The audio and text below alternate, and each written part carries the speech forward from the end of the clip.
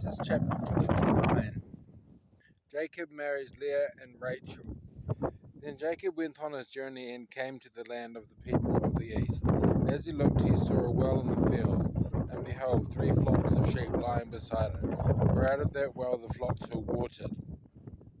The stone on the well's mouth was large, and when all the flocks were gathered there, the shepherds would roll the stone from the mouth of the well and water the sheep, and put the stone back in its place over the mouth of the well.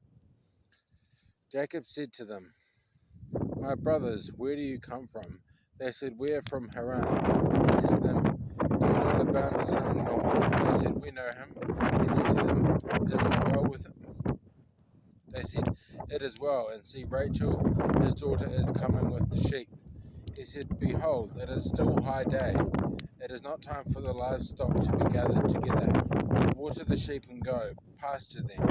But they said, "We cannot until all the flock is gathered together and the stone is rolled from the mouth of the well. Then we water the sheep."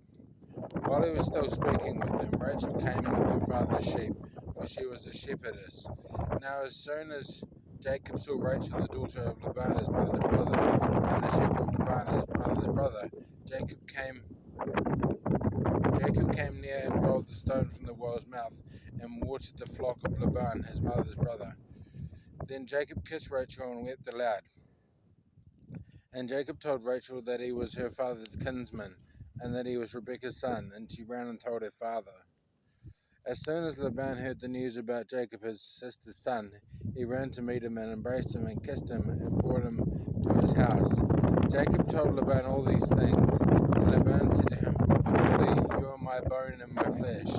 And he stayed with him a month. Then Laban said to Jacob, "Because you are my kinsman, should you therefore serve me for nothing? Tell me, what shall your wages be?" Now Laban had 2 daughters.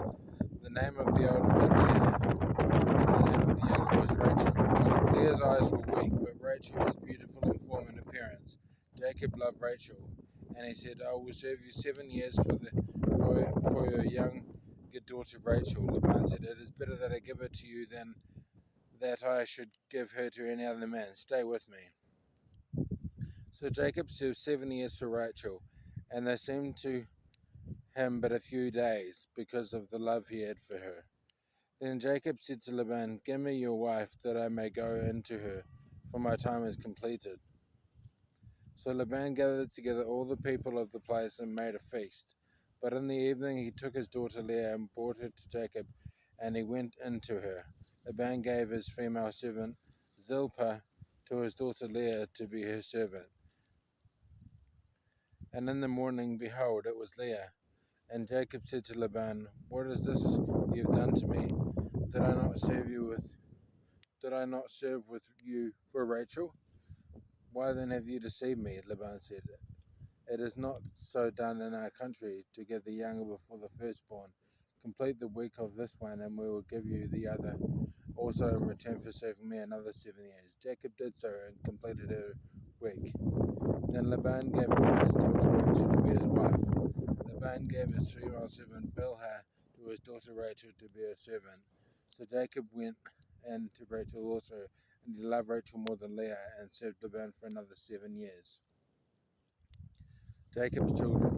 When the Lord saw that Leah was hated, he opened her womb, but Rachel was barren.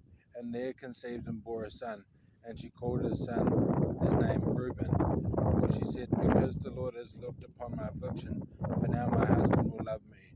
She conceived again and bore a son, and said, "Because the Lord has heard that I am hated, he has given me this son also." And she called his name Simeon. Again she conceived and bore a son, and said, "Now this time my husband will be attached to me, because I have borne him 3 sons. Therefore his name was called Levi. And she conceived again and bore a son, and said, "This time I will praise the Lord." Therefore she called his name Judah. Then she ceased bearing.